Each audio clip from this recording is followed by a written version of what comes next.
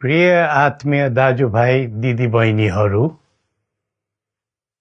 हामी नेपालीहरूको घर आँगनमा नयाँ वर्ष 2082 आइपुगेको छ। नयाँ घाम, नयाँ ज्योति, नयाँ उत्साह लिएर आएको नयाँ वर्षको उपलक्ष्यमा देश तथा विदेशमा रहे बसेका सम्पूर्ण नेपालीहरूको सुख र शान्तिको मङ्गलमय शुभकामना।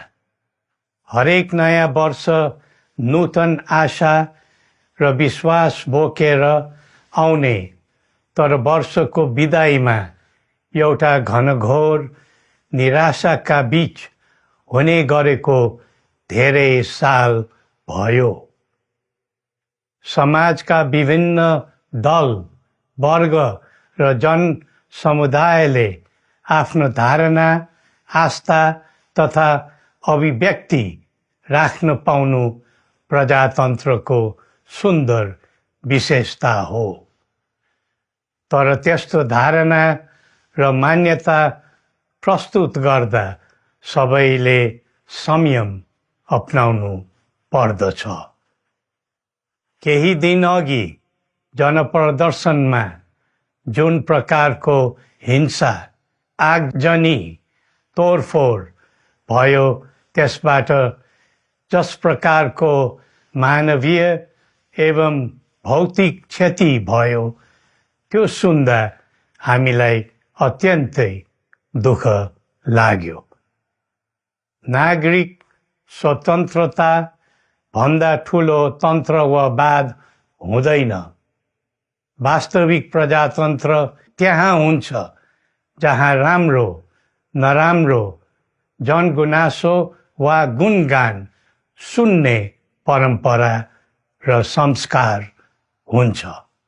नेपाली जनतामा देश र भविष्यलाई लिएर जुन खालको जागरुकता पैदा भएको छ, त्यसलाई हामीले सकारात्मक रूपमा लिएका छौँ।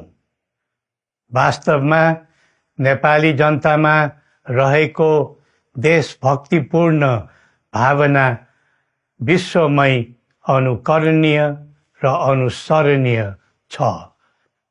देशलाई विद्यमान जटिलताबाट मुक्त गराई शान्त, स्थिर र समृद्ध मुलुक बनाउने जागरुकता जुन पैदा भएको छ, नयाँ वर्ष 2082 मा नेपाली जनताको चाहना अनुसारको परिणाम हासिल हुने विश्वास थपिएको छ।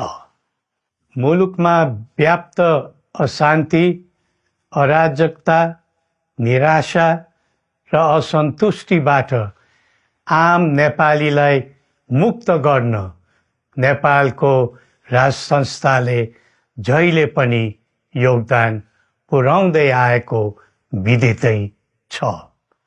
राष्ट्रियता र प्रजातन्त्रलाई मूल कार्य मान्दै जनभावना बमोजिम चल्ने बहुदलीय प्रजातन्त्र र संवैधानिक राज संस्थाको परम्परामा हाम्रो मान्यता रही आएको छ। वर्तमानमा बदलिँदो जनचाहनाको पनि कदर गरी राज्य शक्तिको स्रोत जनता नै हुन् भन्ने मन्जुरी सदैव स्थापित हुनु पर्दछ।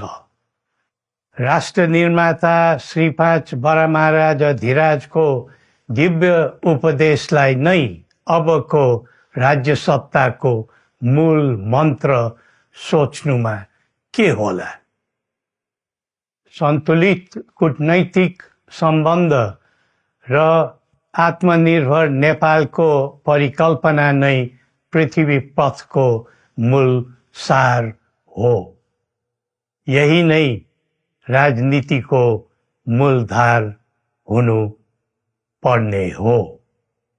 विश्वको बदलिँदो परिस्थितिलाई मनन गर्दै विश्वव्यापीकरण र स्वतन्त्र व्यापारका आधारहरूलाई चुनौतीको रूपमा लिँदै चरम आर्थिक मन्दी भोग्नु परिरहेको अहिलेको सन्दर्भमा नेपाल जस्ता विकासोन्मुख देशले आत्मनिर्भर अर्थतन्त्र निर्माणको कार्यमा अर्जुन दृष्टि लगाउनु पर्ने समय आएको छ।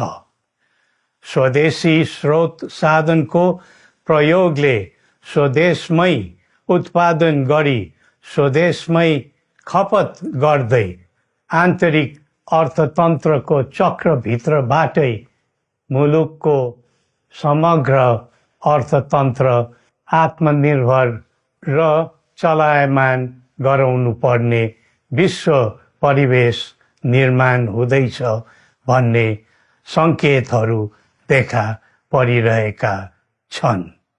विश्वकै उत्कृष्ट यो भूमिमा बाँच्न समेत गाह्रो हुने स्थिति पैदा भएपछि बढ्दो युवा पलायनलाई रोकी युवा शक्तिको श्रम र सिपलाई स्वदेशमै उच्च उपयोग गर्नु पर्दछ। युवा स्वरोजगारको निम्ति अवसरहरूको खोजी गरी नेपालमै आय आर्जन गर्न सक्ने वातावरण तयार गर्नुपर्ने आजको पहिलो आवश्यकता बनेको छ। सबै नेपालीको तन, मन र ध्यान त्यसैमा लगाउनु परेको छ। विश्वभरि छरिरहेका नेपालीहरू एकताका सूत्रमा बाँधिन अब ढिला गर्नु हुँदैन। आफ्ना ज्ञान, सिप र सामर्थ्य मात्र होइन, त्यहाँ आर्जेको पुँजी, स्रोत र साधन समेत नेपालमै लगाउनु पर्दछ भन्ने भावना सबैमा जागृत गराउनु परेको छ। प्रकृतिले दिएको स्वर्ग जस्तै सुन्दर हिमवत् खण्ड नेपाल सिँगार्न र विकासको विपुल फुक्न कसरी लाग्ने र लगाउने स्वदेश फर्क स्वदेश नै स्वर्ग भन्ने अभियान चलाउनु पर्ने आजको आवश्यकता भएको छ। जनभावना र चाहना बुझी मुलुकको समग्र संरचनामा नै हेरफेर र सुधारका कदम चाल्नुपर्ने तथ्य स्पष्ट देखिन्छ। शिक्षा, स्वास्थ्य र दैनिक कामकाजका पद्धति र प्रणालीहरूमा आमूल परिवर्तन र सुधार गरी यिनको आधुनिकीकरण अनिवार्य भइसकेको छ। युग प्रविधिको हो, सावधानीपूर्वक उपयोग गर्नु सकेमा राष्ट्रको योगदानमा ठुलो टेवा पुग्न सक्नेछ। सुशासन र भ्रष्टाचार मुक्त प्रशासन मूल नारा हुनु पर्दछ। हामी अस्थिरता, अशान्ति, अराजकता, विपन्नता र भ्रष्टाचारको अन्त्य चाहन्छौँ। त्यसका निम्ति नेपाली जनताबाट हुने हरेक प्रयासहरूमा एकबद्धता रहनेछ। मुलुकको गिर्दो अर्थव्यवस्था, रुग्न हुँदै गएको औद्योगिक उत्पादन, बढ्दो राष्ट्रिय ऋण र बेरोजगारी, रक्षात्मक बन्दै गएको राष्ट्रियता, राष्ट्रिय एकता, सामाजिक सद्भाव, मौलिक धर्म, संस्कृति तथा जनस्तरमा बढेको निराशा, असन्तुष्टि हाम्रो चिन्ताको मूल विषय हो। नागरिक पलायनसँगै पुँजी पलायन, भ्रष्टाचार र व्यथिति देशले थाम्नै नसक्ने स्तरमा झाँगिएको छ। यो स्थितिमा नयाँ वर्षलाई उपलब्धिमूलक बनाउनु हामी सबै नेपालीको सामूहिक र एकताबद्ध प्रयास अपरिहार्य भएको छ। नेपाली बीच द्वन्द्व नहोस्, परस्पर अविश्वास र हिंसाको दुःखद मनोस्थिति नबनोस्, देशवासीहरू कुनै पनि नाम र न्युहुमा ध्रुवीकृत नबनुन् भन्नेतर्फ हामी सदैव सचेत र संवेदनशील छौँ। नेपालीको एकतामा नै नेपालको भविष्य निहित रहेको यथार्थलाई हामीले आत्मसात गरेका छौँ। सबैले यही वास्तविकतालाई आत्मबोध गर्नुपर्दछ भन्ने ठान्दछौँ। हाम्रा आह्वान हामी कसैको निजी स्वार्थपूर्तिका निमित्त होइन, कुनै खालको सैद्धान्तिकवाद वा विचारको होइन, समग्र राष्ट्रको स्वाधीनता, समग्र जनताको सम्प्रभुता तथा नेपाल र नेपालीको सुखमय प्रतिष्ठाको निम्ति हो। आफ्नै प्रकारको अग्रणी राष्ट्र हामीले नै बनाउने हो अनि आफ्नो स्वतः र अस्तित्व हामी आफैले उठाउने हो। संसार धेरै अघि बढिसक्यो, तर हामी यो वा त्यो वादको चक्रव्यूहमा फँसेका छौँ। नेपाल आमालाई केन्द्रमा राखेर हाम्रा विचार बन्नुपर्छ, हाम्रा कदम चल्नुपर्छ।